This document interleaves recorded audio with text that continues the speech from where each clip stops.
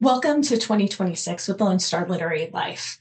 In 2025, my husband and I decided to remove a playhouse that was in our backyard that had been there for almost 20 years.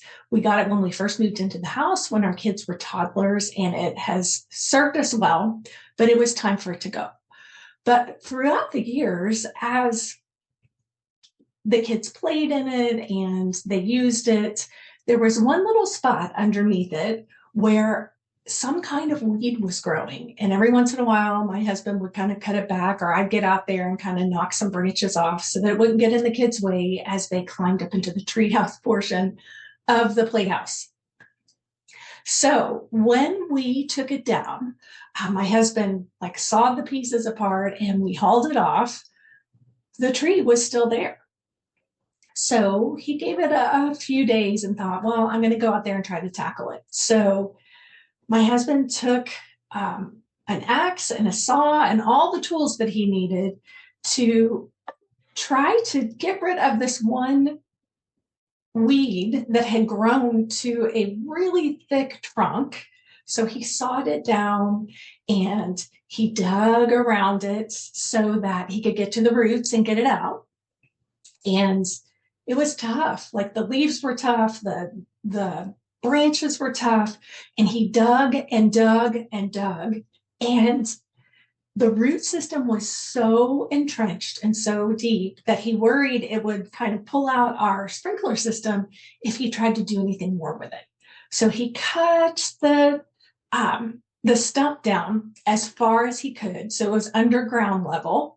And then he used the internet to figure out that there is some kind of product that you can buy.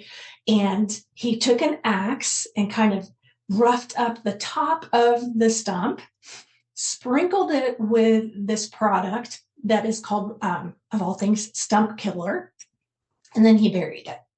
And we thought, okay, we're done. We have gotten rid of the playhouse. We've gotten rid of this weed that's kind of growing in the middle of our yard. And then a few weeks later, I was letting our dog out and looking at kind of the hole, not a hole, but the bare spot in our backyard where the tree house used to be, the playhouse used to be, and noticing that grass was starting to cover it. And then I looked a little closer, and there, where the stump was buried under the ground, were new shoots coming up. And I was so irritated. We had gone to so much trouble, and now we were going to have to mess with this tree again and try to figure something out.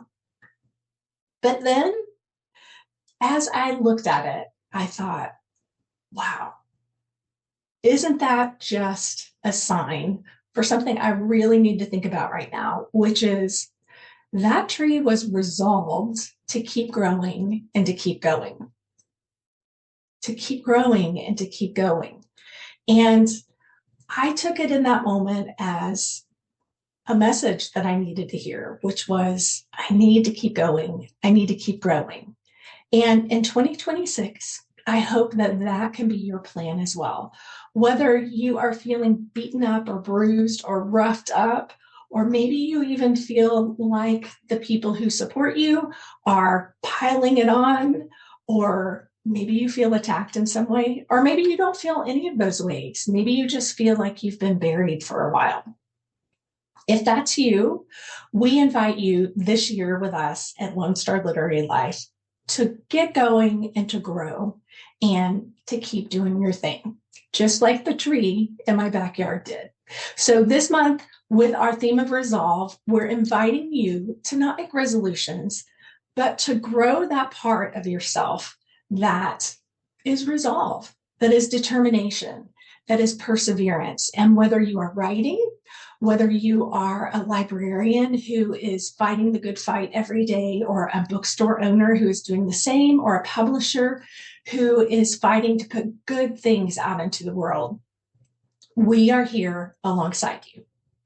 Happy New Year, and we look forward to 2026 with you.